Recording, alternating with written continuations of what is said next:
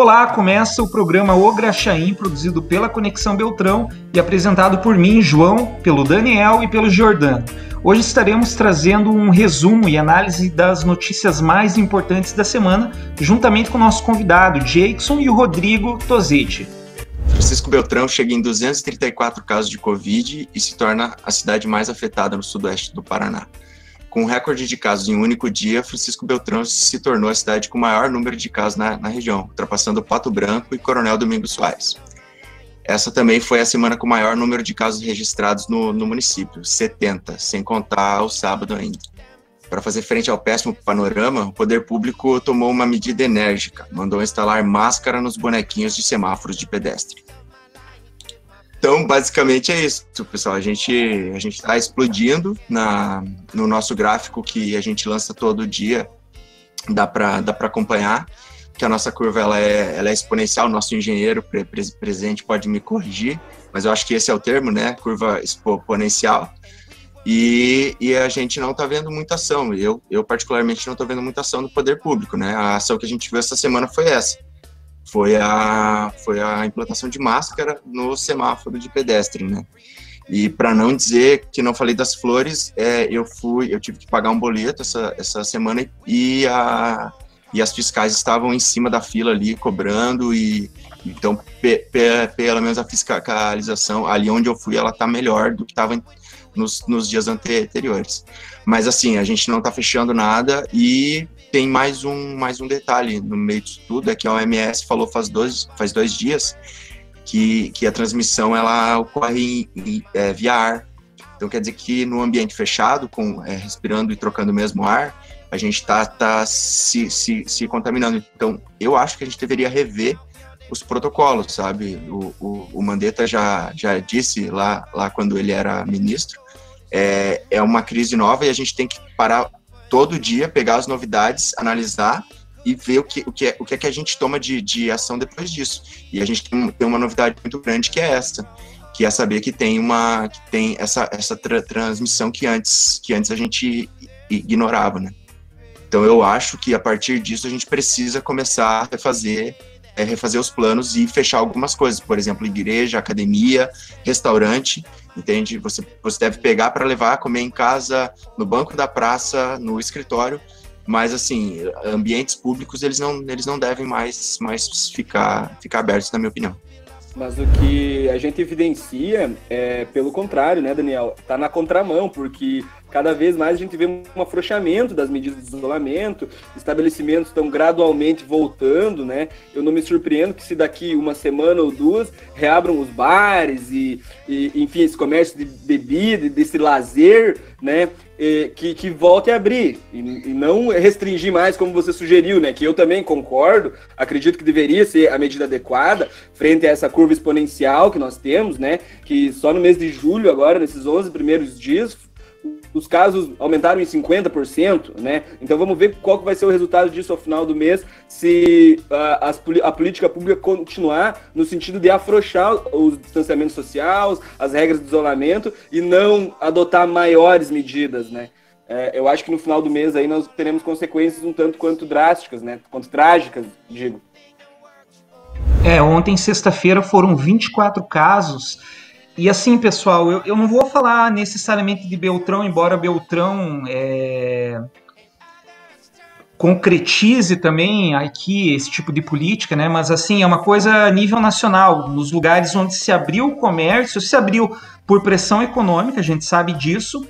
E daí o que acontece? O poder público, que está meio que amarrado a essa pressão econômica, começa a fazer políticas cínicas, eu chamo assim de políticas cínicas, para tentar demonstrar, a gente está fazendo alguma coisa, lá na frente a gente não quer ser responsabilizado pelas mortes. Olha aqui, coloquei um negócio no semáforo, olha ali, tem um fiscal ali, né? É uma política que eu prefiro dizer, assim, não é totalmente cínica, porque uma ou outra coisa, toda política, na prática, ela vai trazer algum resultado. Mas, assim, a grosso modo, não é o que precisa. É mais um faz de conta do que, efetivamente, algo que vai trazer uma diminuição necessária aos números de casos aí de Covid-19. E como eu disse, não só em Beltrão, mas em todos os lugares que estão abrindo. O brasileiro, né, muito se diz patriota, e querendo cuidar do seu país, das suas regras, das suas instituições, e quando se diz respeito ao outro, ele peca miseravelmente. Não é muito difícil você andar no centro e ver pessoas sem máscara. Isso já é uma falta de um cuidado extremo com as pessoas, porque a gente sabe muito bem, né? Por mais que o OMS tenha anunciado que existem outras formas de contaminação, a gente já sabe como o vírus funciona. É através de gotículas de água. É o espirro, é o aperto de mão, é aquela coçada no olho, aquela coçada no nariz, que você pega na maçaneta. E o brasileiro tem falhado muito em questão de máscara, em questão de cuidado com o próximo, até mesmo com a relativização dos presidentes, né? Do nosso presidente. Vamos chegar a 70 mil mortes até o final da próxima semana. Então é extremamente preocupante. E a única demonstração de afeto, de conforto com as famílias, é aquela apresentação um pouco questionável, né, do cara com a sanfona tocando Ave Maria, e essa foi a única demonstração de afeto do presidente. Então, mais do que uma crise política, econômica, a gente está vivendo uma crise de consciência, né, e a pandemia veio para escancarar isso na nossa cara. Eu vou dar uma viajada um pouco agora, mas assim, o Jackson sabe que o tribunal de Nuremberg, ele meio que foi uma novidade, ele foi um julgamento penal sem lei anterior que tivesse estabelecido que aquelas condutas que ele puniu eram condutas enfim, puníveis, isso, obrigado. Uhum. Eu assim, não sei se isso vai chegar a acontecer, mas, cara, a gente vai ter que fazer alguma coisa com esses caras que sabiam o que estava acontecendo e que fecharam os olhos, sabe, cara? Eu acho que a gente vai quando isso passar, talvez a gente não os puna, mas, no mínimo, a gente vai ter que aprender a como não deixar que esse tipo de coisa aconteça novamente, a como não deixar que um governante lave as mãos como alguns têm lavado, sabe? Se a gente não vai julgar posteriormente eles, a gente vai ter que fazer leis para que não ocorra isso lá na frente.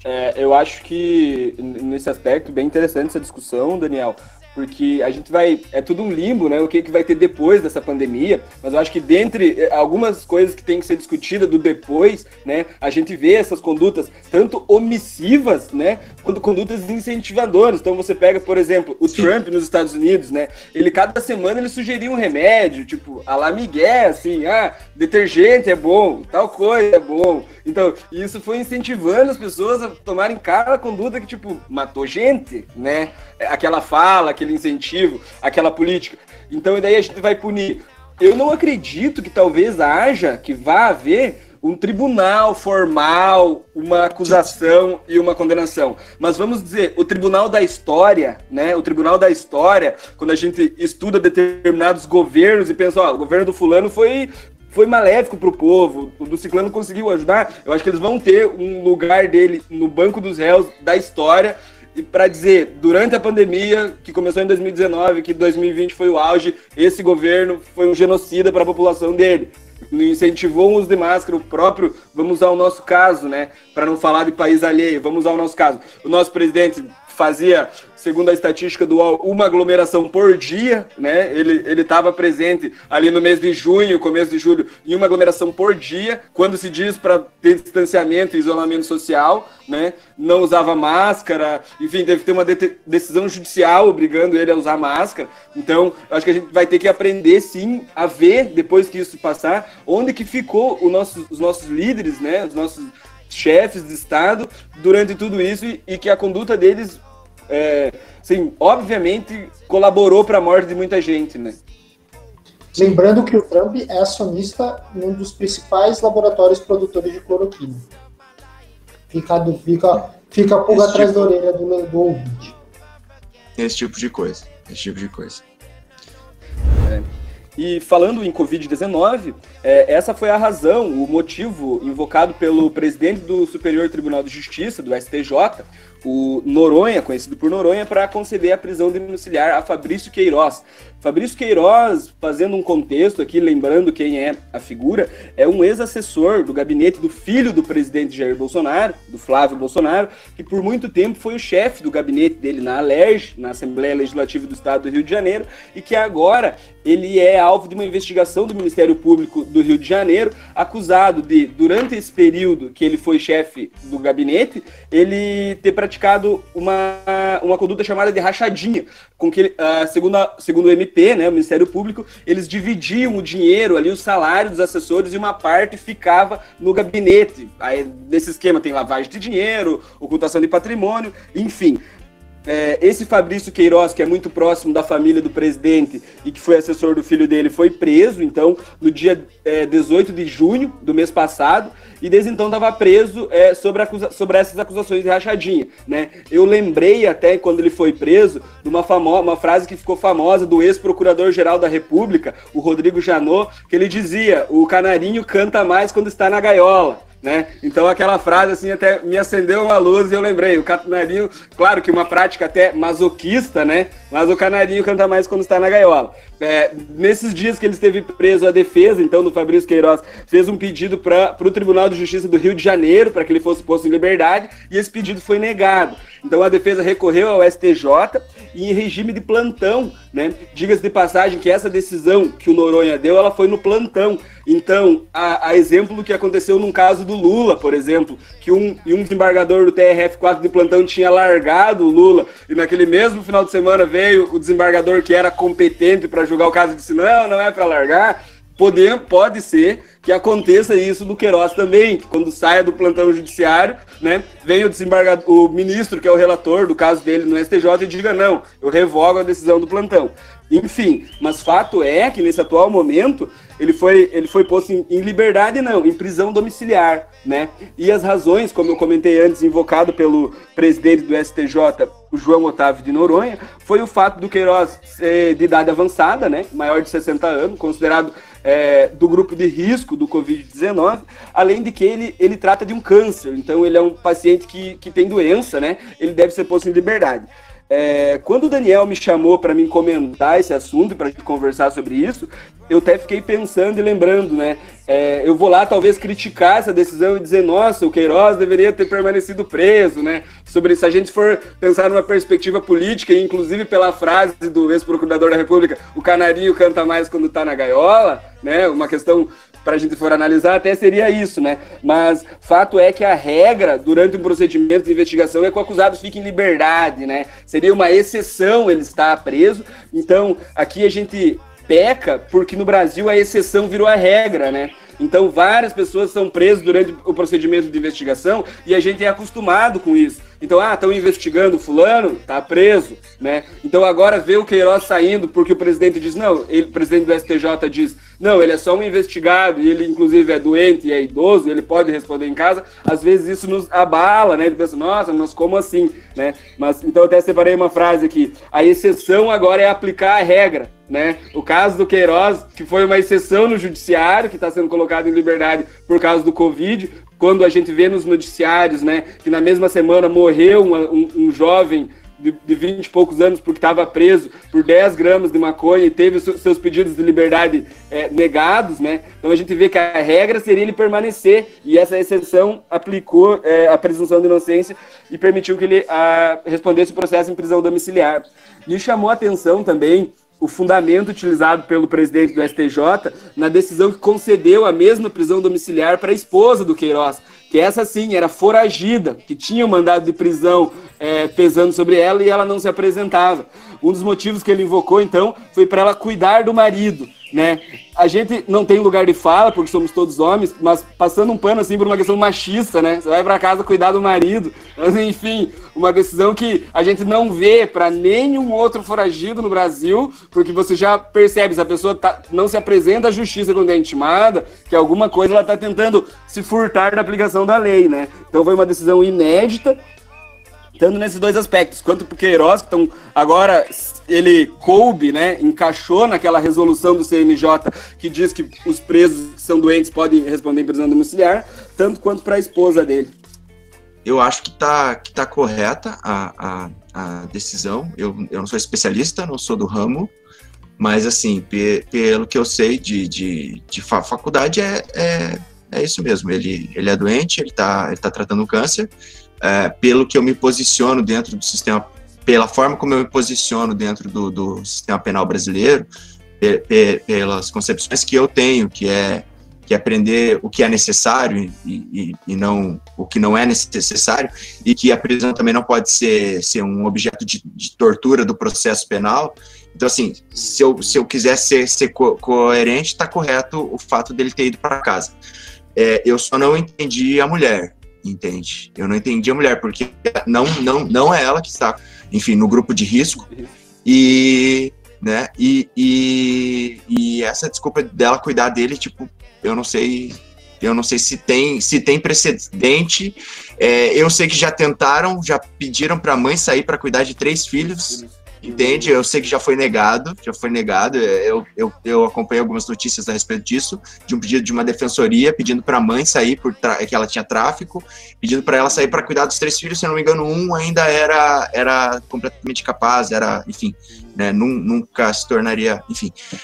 E eu lembro que foi negado. Então eu acho que a gente está vendo um precedente novo que o pessoal está querendo até usar, né? Tem alguns grupos de ativistas, de advogados que estão tentando fazer habeas corpus coletivo para aplicar para todos os presos que estão na mesma situação que o Queiroz, aplicar essa decisão, essa jurisprudência de que...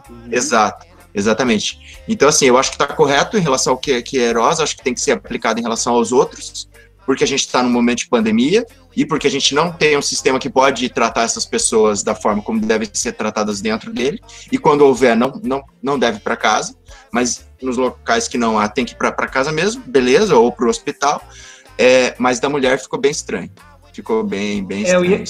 Eu ia até perguntar para você, Jackson, isso que fizeram com a mulher dele, existe alguma forma de explicar isso dentro da lei, de justificar, ou é uma coisa assim que está acontecendo ao arrepio da lei?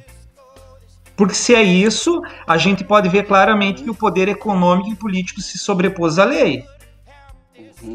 Então, assim, pelo que eu li, né, eu não fui acessar a íntegra do processo e as decisões, mas o que eu li sobre a decisão, inclusive numa análise jurídica, né, foi que a esposa do Queiroz pesava sobre ela um decreto de prisão preventiva, onde ela não tinha sido encontrada e esse mandado de prisão não era cumprido, né? Mas tinha uma decisão ali fundamentada, por algum motivo um juiz entendeu que ela deveria estar presa durante o processo. Foragida, né? Isso, seja porque ela estava atrapalhando testemunhas, coagindo, seja porque ela estava foragida.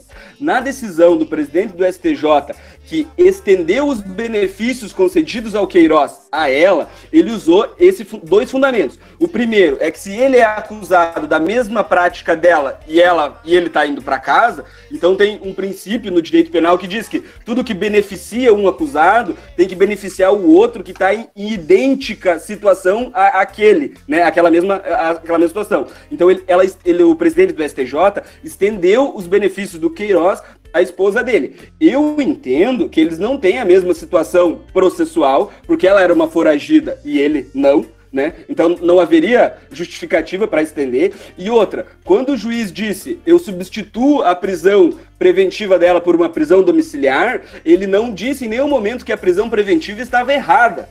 E, por exemplo, revogo a prisão preventiva porque ela não tem fundamento, porque essa prisão preventiva foi decretada de maneira errada, porque na verdade ela é inocente, não deve responder o processo preso. Não, ele não disse isso. Ele disse, foi cumprida ou não a prisão preventiva, eu converto ela em prisão domiciliar para cuidar do marido, né? Sob esse fundamento. Então veja que, na prática, ele transformou uma medida que deveria ser bem restritiva, no caso ela deveria estar presa durante o processo, né? Ele transformou essa medida numa prisão domiciliar sob o fundamento de cuidar do marido. Porque no aspecto legal, ele não disse que os fundamentos da prisão preventiva acabaram, né? Ele disse, nossa, realmente, ela deve ser restringida de alguma maneira. Eu só vou trocar essa restrição de prisão por uma restrição de prisão domiciliar porque ela tem que cuidar do marido, né? Eu acho que na linha que o Daniel falou, justamente, eu também tenho visto muitas decisões de pais presos, condenados, seja condenado ou preso provisório, que alega, preciso cuidar do filho, que o filho tem uma deficiência,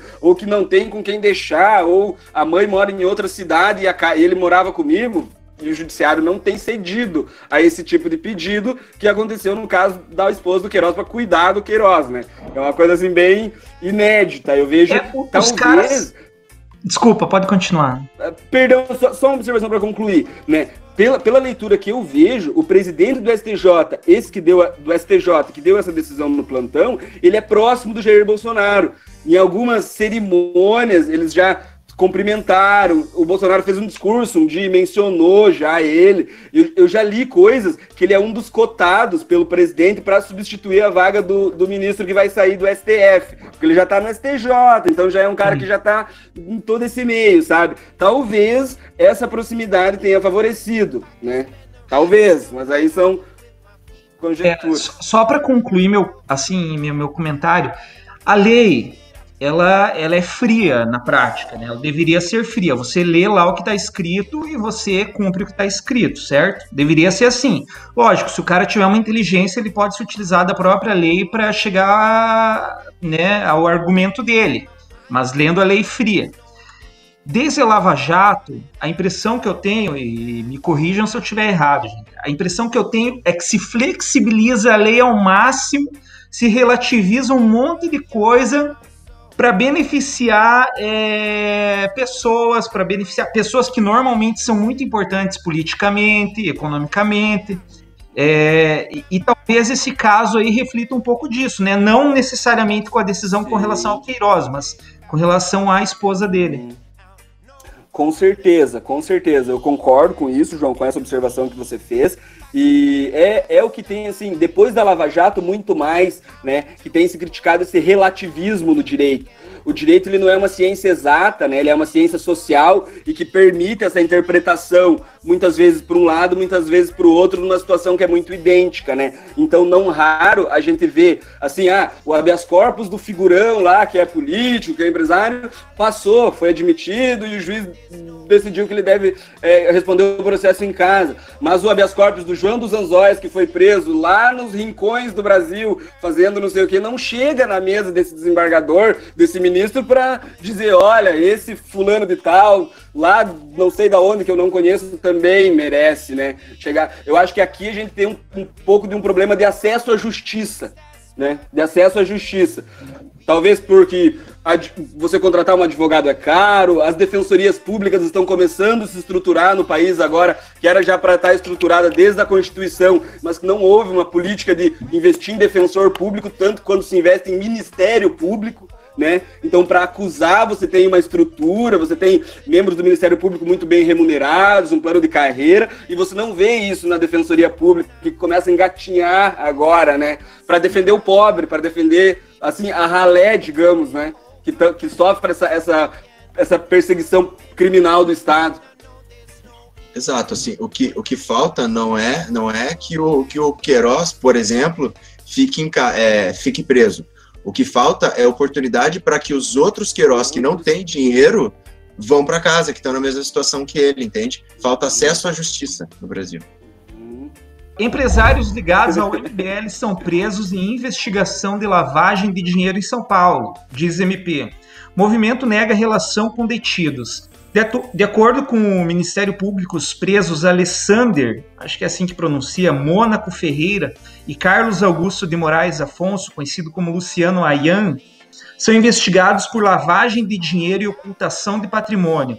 O órgão afirma que a família Ferreira dos Santos, criadora do MBL, deve cerca de 400 milhões em impostos federais. A sede do movimento na Vila Mariana, zona sul de São Paulo, foi alvo de buscas. E para finalizar aqui, né, em nota, o MBL afirma que Alessander e Carlos Augusto nunca foram membros do movimento e diz que as atividades empresariais e familiares dos fundadores do MBL são anteriores ao próprio movimento e não possuem qualquer vinculação.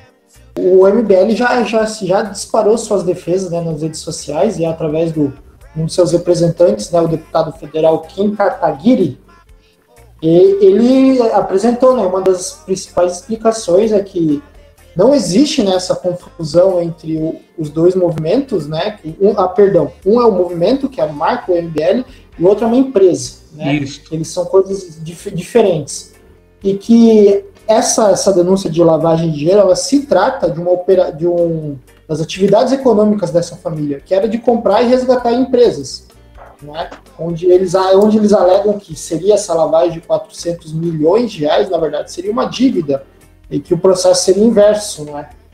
Bom, enfim, eu sou um pouco suspeito aí as opiniões do MBL. Eu acho que principalmente a forma como eles se expressam no mundo, essa maneira de sempre colocar tudo a ferro e a fogo e sempre se mostrar assim, tão combativos, né, prontos para o debate, e escancaram todas as feridas abertas de todos, né, mas quando se falam das próprias, não é bem assim, né, eles já tentam jogar uma cortina de fumaça e realmente tirar o da reta, né, que é a principal acusação de que da onde estaria vindo esse dinheiro, né, quem são esses empresários, o que eles estão fazendo de fato, né, dentro do MBL com seus pares. E assim, esse Alexander, ali até na minha leitura, eu acho que deu, não sei se deu para entender, mas eu vou falar aqui, ele depositou dinheiro via internet para o MBL.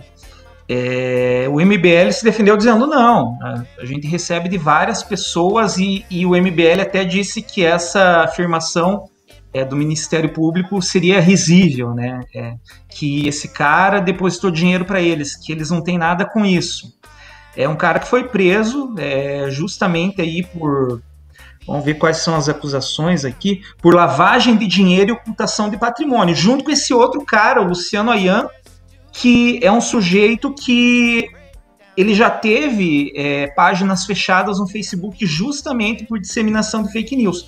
Ele é próximo desse pessoal do MBL, mas segundo o pessoal do MBL não passa disso, né? De um apoiador do movimento. Então é complicada a situação aí, vamos ter que se explicar para a justiça. Se não houvesse essa relação, partindo do ponto de argumentação que eles partem, né? Se não houvesse nenhuma irregularidade, o Ministério Público não ia pedir busca e apreensão no escritório, na sede do MBL. Eu acho que essa história começou agora, a gente vai ter o desdobramento disso mais para frente, mas mais ou menos é isso. É uma rede. O conceito de fake news ele tá sendo meio que dentro do nosso congresso, naquelas discussões. A fake news ela não é simplesmente uma notícia falsa que você passa. Eles estão tentando conceituar a fake news como um sistema de financiamento, de distribuição e disparo de notícias falsas e de derrubar reputações, de disseminar mentiras. Então não é simplesmente falar mentira, é falar mentira profissionalmente, entende? Então assim, nesse sentido, partindo desse conceito para fake news, e não de que fake news é a sua avó repassando, mas sim quem fez chegar na sua avó aquela notícia, me parece que é isso. O MBL faz parte de um desses sistemas de fake news. Ele é a parte de banho tomado, ele é a parte que tem gente falando, mas as mesmas pessoas que financiam o MBL, aparentemente, financiam também grupos de fake news mais extremistas, mais irregulares, enfim, e parece que tem ligação com o próprio MBL. Não fosse assim, não iam estar no bolo, né? Sim. Eu acho muito pertinente esses comentários do Daniel, e pegando o gancho, eu gostaria de dizer primeiramente que eu não gosto de generalizações também, como eles fazem, né? Porque quando a gente faz isso, principalmente com movimentos sociais, nós, acho que de uma perspectiva mais de esquerda, eu falo por mim, né? A gente sofre bastante, né? Você é de tal movimento e já joga uma pecha em cima, né? Mas, assim, pro MBL fica curioso que quase todo apoiador deles é envolvido com algum rolo ou outro, né? Você tem Luciano Hang, Davan, deve ao fisco, crimes tributários. E agora esse outro senhor, né, que eu não conheço, esse Alexander também, é apoiador, financia o grupo e tem enrosco com a justiça. Aí você pega aquele Ricardo Eletro, na mesma semana também, preso, crimes tributários. Enfim, faz lembrar aquele tweet que acho que é de um filho do Bolsonaro, né, que ele ironiza: nossa, todo mundo à sua volta é corrupto, só você não é, né? Tipo, meu Deus do céu. E aí, nessa parte final do comentário do Daniel ali, que é essa questão de ligar o MBL ou não a esses difundidores, divulgadores de fake news, eu acho que seria pertinente a gente observar a quem beneficia essas fake news que eles estão divulgando. Porque toda fake news, ela tem um propósito ali de você distorcer um fato, distorcer uma pessoa, uma reputação, em detrimento de uma outra coisa que você coloca num bem ou num mal, né? Então, eu acredito que não adianta eles dizerem, a gente não tem nada a ver com essa rede de fake news, e aí você vai ver o que essa rede de fake news divulgava, é notícia falsa contra a oposição do MBL e a favor deles, né? Então, tipo assim, como assim? Eles se beneficiam dessa rede, né? Não sou eu, mas o cara tá fazendo propaganda pra mim. Então, e você tá deixando quieto, né? A pessoa, além de doar dinheiro pro movimento, ela faz propaganda falsa em favor do movimento e você diz que não tem nada a ver, né? Eu acho bem curioso esse ponto. É uma tática, né? Você vai criando elos entre você e o criminoso final, para dizer que você não tem nada a ver com o criminoso final. Esses elos ficam ocultos, entende? Então, eles estão relacionados com esse empresário, que, ao mesmo tempo, está relacionado com esses outros caras, entende? Enfim, mas também a gente não pode afirmar que é, mas o Ministério Público está dizendo que é. Mas então, a gente só tá dizendo que o Ministério Público está dizendo, viu? É uma velha tática midiática, né, que a gente tem, que é aquela velho jargão, né, meias verdades, velhas mentiras, não é? E você repete tanto uma mentira até que ela se torne verdade. Essa acho que é o principal mecanismo da fake news, é isso, ela não precisa ser necessariamente verdade, muitas vezes nem factível, basta que ela seja repetida muitas vezes, porque a retratação, o pedido de desculpa, as erratas, elas nunca têm a mesma disseminação do que a própria fake news. E muitas vezes o dano já foi feita a reputação da pessoa. Como aconteceu um caso em Guarujá, em que uma mulher sofreu linchamento público, ela apanhou, ela foi espancada até a morte, por causa que uma página soltou que ela participou de sacrifícios com crianças. Uma mãe de 3 filhos que não tinha nada a ver, apanhou, existe vídeos até hoje no YouTube. Ela foi linchada. Mostraram um retrato falado que nem era, não existia o crime, não existia o retrato falado, não era ela. Ou seja, esse é o problema da mentira. Né? Uma fake news matou uma mãe de família, 3 filhos. Existem vídeos no YouTube até hoje que ela apanhando publicamente baseado em quê? Baseado numa mentira. E até tempos atrás, um dos acusados, né, teve a sua prisão decretada desse caso, quer dizer, um caso de anos atrás. Então é isso, gente. Cuidado com as fake news, é muito bom checar a procedência, a qualidade e o embasamento dessa informação. E saiba que tem gente com bastante dinheiro financiando isso. Isso não é espontâneo, isso não é à toa. Não é à toa que inventam uma história e chega no seu pai, na sua mãe, em você. Sim. Essa fake news dessa mulher que morreu no Guarujá, ela é bem ilustrativa porque a gente consegue ver o resultado final ali na nossa frente. Mas quando você espalha uma fake news sobre cloroquina, que nem o Trump falou lá nos Estados Unidos, que você disse antes, né? Sobre injetar produtos de limpeza no corpo, que ele falou, né, uma bobagem desse nível. E ter pessoas morrendo. Detergente, uma coisa assim. Às vezes não vê isso, mas uma fake news que parte de pessoas que estão dentro de um governo e abrange milhões de pessoas, ela é muito mais prejudicial, digamos assim, em termos quantitativos, do que essa fake news aí que fica mais aos nossos olhos, né?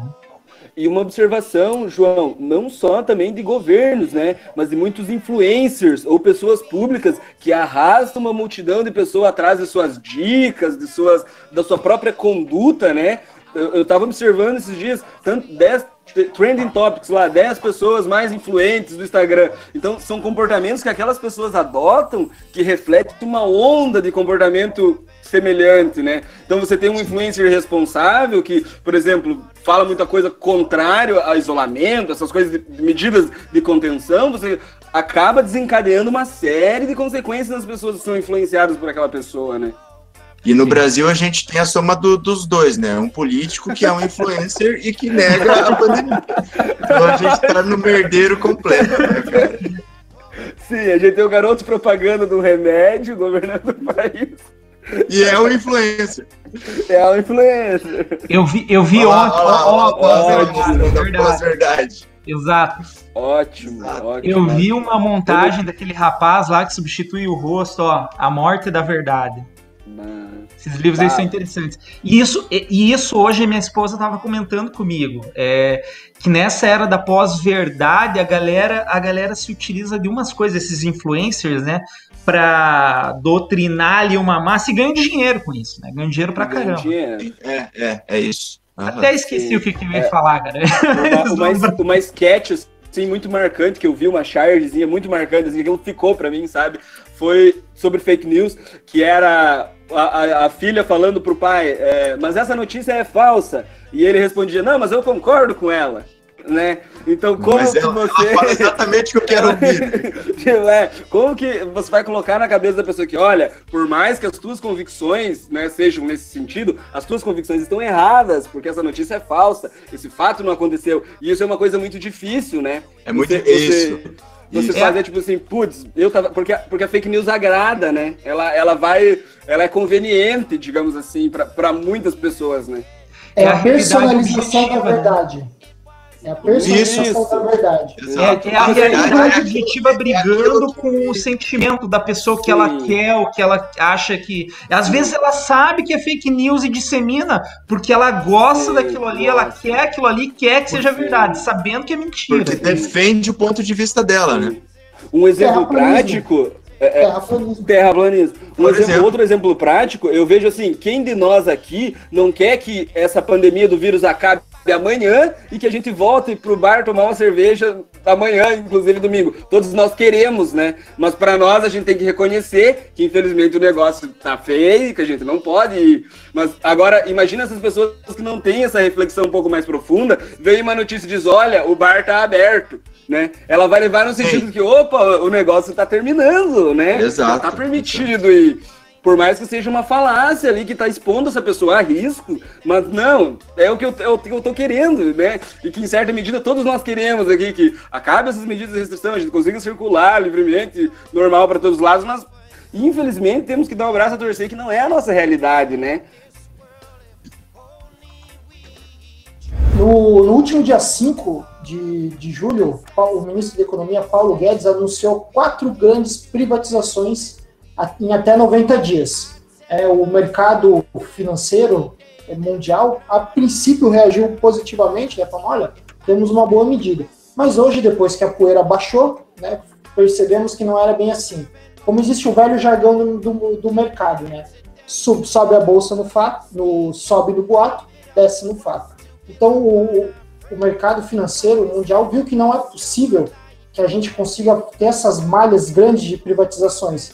Ele não quis dizer quais setores seriam, mas a gente já imagina que são já é discutido amplamente que seriam os Correios, né, a produção de petróleo do Brasil e as companhias de energia. Existem também a Vale, a Infraero, entre outros que aí também nunca escapam aos olhos dos liberais, mas Banco do Brasil. Banco do Brasil e a Caixa Econômica Federal, né? Então esses daí são as queridinhas aí, estão na mira aí do nosso ministro da Economia para privatizar, mas o mercado financeiro não reagiu muito bem, né? Já visto que ele prometeu um prazo extremamente curto para a gente fazer essa privatização e, logicamente, foi visto que, em se falando de petróleo, em se falando de sistema bancário, em se falando de correios, é praticamente impossível, num curto período de tempo, que a gente tenha aí alguma definição nesse cenário. Os mercados aí, essa última sexta-feira, já começaram a sentir, né, essa ventilação aí feita pelo ministro negativamente e já começaram a recuar suas posições aí, fechando com quedas em bolsa de Petrobras, Braseletro e entre outros. Então, eu acho que ele tá blefando porque justamente o Bolsonaro tá perdendo muito campo de governo, apesar das avaliações estarem estáveis. Como diz o UOL, eu vi uma reportagem do UOL, a pandemia de ações penais contra o Bolsonaro e contra a família dele não é brincadeira, não é. Então, assim, a chance de uma dessas ações pegar valendo o clã é gigante. Junto disso, tem a queda da rede de fake news deles, ligadas a eles e aos assessores deles essa semana, e as quedas de outros. Então assim, o Facebook começou a combater isso, porque foi boicotado, faz umas 2 semanas que isso aí que a discussão veio à tona. Ele começou a combater os perfis fakes. Ao mesmo tempo, o Twitter começou a combater e a fechar o lado, a fechar o cerco pelo lado do Twitter. Ao mesmo tempo, as ações estão pegando o Queiroz, o filho, ele próprio.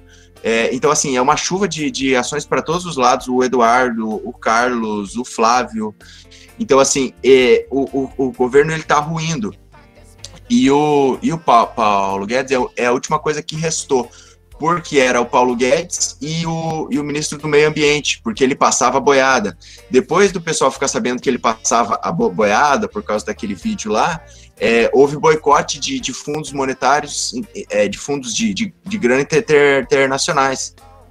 Só um parecer, né, nesse Sim, ponto ali que o Daniel está falando do ministro do Meio Ambiente, o Ministério Público Federal entrou com uma ação civil pública e pede liminarmente o afastamento do ministro do Meio Ambiente do cargo, justamente por essa passar a boiar, que ele achando muita proteção ambiental, indígena e tudo mais, mas só nesse ponto você falou, o governo está ruindo, né, tem mais essa questão em cima do ministro do Meio Ambiente, que tem uma ação judicial pedindo para que ele saia a qualquer momento, né?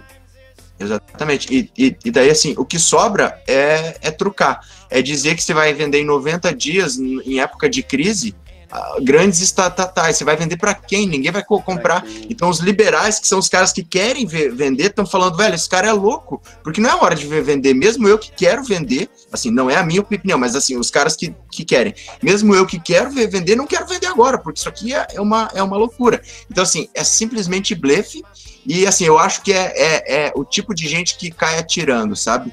Então assim, eles estão caindo, na minha opinião, eles estão caindo. O Paulo Guedes sai logo. Os militares já vão abocanhar isso aí e botar um militar ali para conduzir, ou alguém mais alinhado aos pensamentos desenvolvimentistas dos militares e nacionalistas dos militares.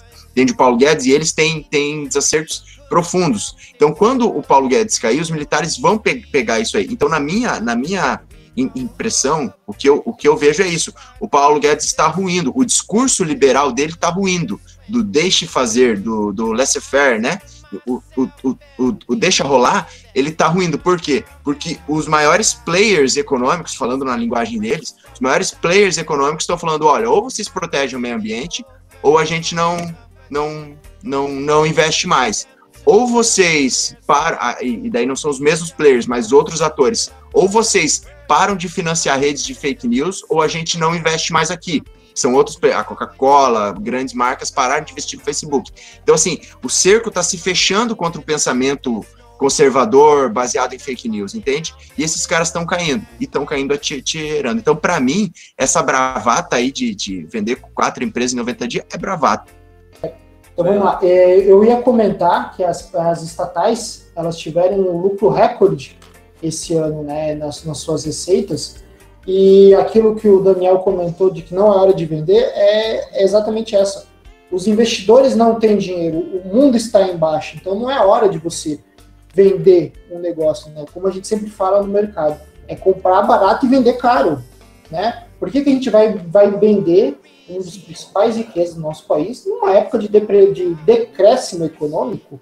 Ou seja, a gente receberia muito pouco, né? O impacto econômico daria talvez uma sobrevida ao governo, mas não seria o suficiente, porque o que o governo tem feito sistematicamente, inclusive com as falas do ministro Ricardo Salles, é aumentar o risco. Brasil, se você não tem preservação do meio ambiente, se eu instalo minha planta lá, o que impede que amanhã depois venha um vendaval e destrua, um grande derramamento, um deslizamento de terra e consuma o meu capital? Então, e se você tem um investidor estrangeiro olhando e falando, esse país aí, esse presidente está tomando 25 ação penal, né? Claro, não é 25, mas está tomando 10 ações aí. A estabilidade é nenhuma, né, Jordão? Nenhuma. Insegurança jurídica, insegurança política, insegurança financeira e insegurança ambiental. Então, assim, quem que vai colocar dinheiro aqui dentro? Então, essas bravatas aí a gente viu. E realmente, elas surtiam efeito, as ações subiram. Mas o mercado colou, mas não colou tanto assim, amigão. Precisa melhorar. Então, o meu comentário era justamente nisso. Tem duas coisas que eu vejo que hoje, quem é capitalista de verdade, quem é liberal de verdade, porque o que a gente tem aqui no Brasil não é liberal, não, é outra coisa. Qualquer coisa menos liberal, dentro dos pressupostos liberais que, né, são históricos, digamos assim. Clássico. Tem uma mistura aqui no Brasil, mas não vamos entrar nesse detalhe. O que eu quero dizer é o seguinte, quem é capitalista mesmo e quer dar continuidade no sistema capitalista como, digamos assim, único viável nesse momento, pensa da seguinte forma: primeiro, tem que ter estabilidade institucional, porque o capitalismo ele não funciona bem onde não tem estabilidade institucional. Riscos, né? Riscos muito altos. Segundo, tem que... Esse pessoal, além de querer essa estabilidade institucional, coisa que o Bolsonaro não oferece, eles têm uma série de diretrizes para dar um fôlego a mais para o capitalismo futuro. E uma dessas diretrizes, por exemplo, é a proteção ambiental, coisa que o Bolsonaro vai completamente na contramão. Ele fala tão mal dos comunistas, mas se tem um cara que prejudica hoje os capitalistas no Brasil, é o Bolsonaro. Por quê? Porque não tem estabilidade nenhuma para um capitalista de verdade, um cara que quer a continuidade do sistema capitalismo como opção, continuar, entende? Eu vejo dessa forma. E o que está acontecendo a nível internacional? A mesma coisa. Aliás, eu diria que o Brasil talvez sofre uma pressão maior por isso ter começado a nível internacional. As grandes elites mundiais hoje não querem mais pessoas como Trump e Bolsonaro à frente do poder. Trump está perdendo nas prévias das eleições lá nos Estados Unidos. O Facebook está indo para cima. O Twitter está indo para cima. Não vejam tudo isso como coincidência, mas como uma conjuntura internacional que quer trazer maior estabilidade para o sistema capitalista, já que a gente está enfrentando a pior crise da história do capitalismo. Não, perdão. A pior crise do capitalismo desde a crise de 29. Nem a Segunda Guerra, eu ousaria dizer que nem a Segunda Guerra trouxe tanto risco. Eu vou encerrar aqui, então, senão vai ficar muito longo. Tem os analistas falando que é a pior crise do capitalismo mesmo, maior do que de 29. Maior que de 29, né? Pois é.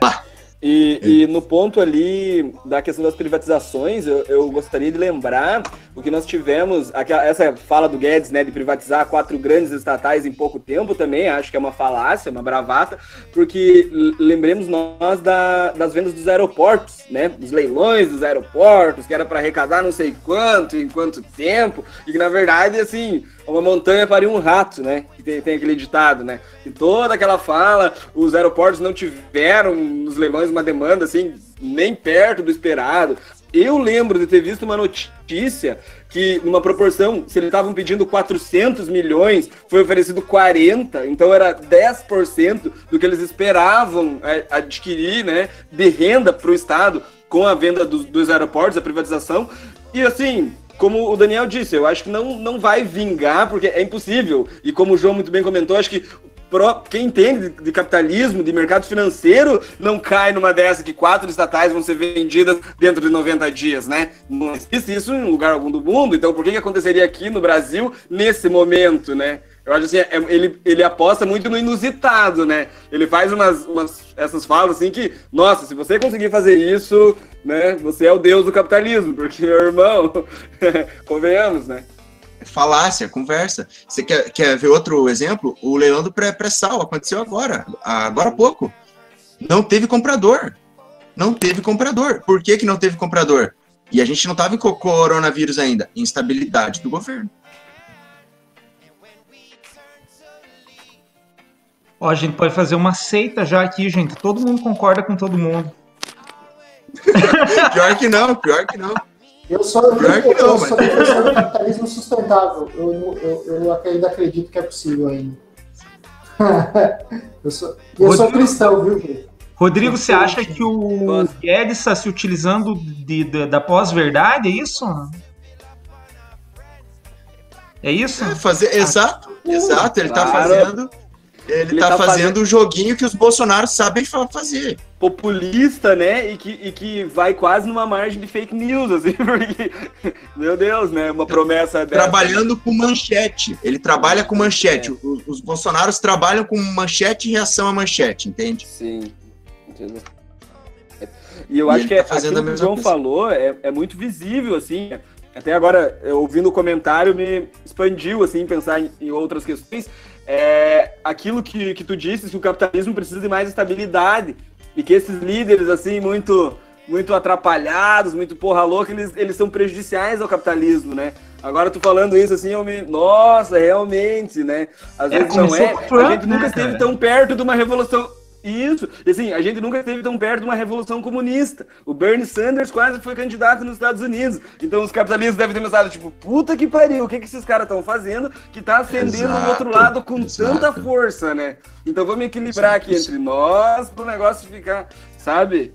A gente nunca teve, por exemplo, no Brasil, uma vice... Só concluir, João, perdão. A gente nunca teve uma candidata à vice-presidência do PCdoB, né? A Manuela Dávila, que fez frente justamente ao Bolsonaro. Claro, o Bolsonaro ganhou, mas olha o outro lado, como é que tava também de território marcado e por lado de uma esquerda, políticas públicas diferentes, né? Como oferecer um risco pro capitalismo ali naquela eleição também. Eu só queria frisar um negócio aqui que eu acho importante, que a gente usa muito o termo elite para os nossos ouvintes aí. Gente, a gente não tá falando de nenhuma conspiração mundial, como é que chama aqueles malucos lá? Illuminati, né? Não é conspiração. Quando a gente fala elite, são as pessoas que são donas dos meios de produção, que são donas de grandes fatias de capital, que têm muita influência política, econômica. É desses grupos, dessa elite econômica que a gente está falando, tá? Vamos se distanciar aí dessa loucura aí da extrema-direita. O presidente Jair Bolsonaro decidiu vetar a prorrogação da desonerização da folha de pagamento para 17 atividades essenciais da economia.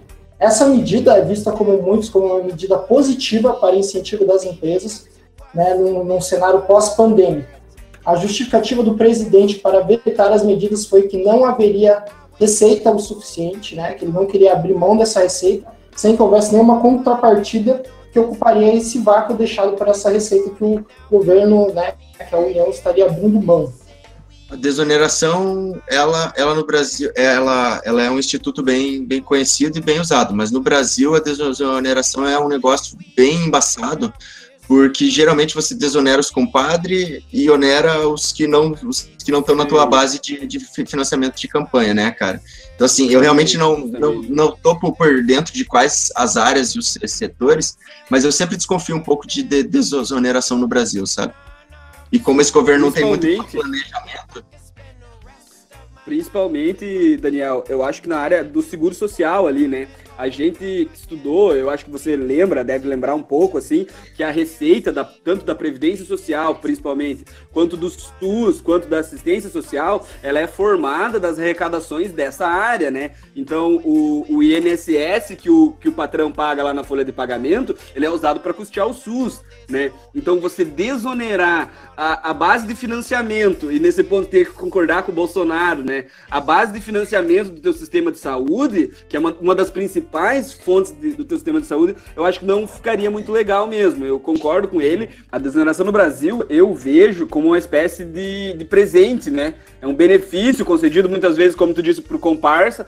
Vou desonerar a tua área aí, vai pagar um pouco menos de imposto, né? E para concluir, eu não vejo que seja oportuno, na linha que o Jordano estava comentando, fazer desoneração nesse momento, né? Quando a gente sabe que esses pontos ali, FGTS e INSS, são a base de financiamento de um seguro social, né? Do pouco seguro social que nós temos, né? Que é o INSS, e que financia o SUS também, e o FGTS, né? Que salva aí muitas pessoas em momentos de dificuldade. Esse foi o programa Ugraxaim, produzido pela Conexão Beltrão e apresentado por mim, João, pelo Daniel e pelo Giordano. Trouxemos hoje um resumo e análise das notícias mais importantes da semana, juntamente com o Jackson e o Rodrigo. Nós agradecemos aí a presença dos dois. Voltamos semana que vem, fique ligado e até lá.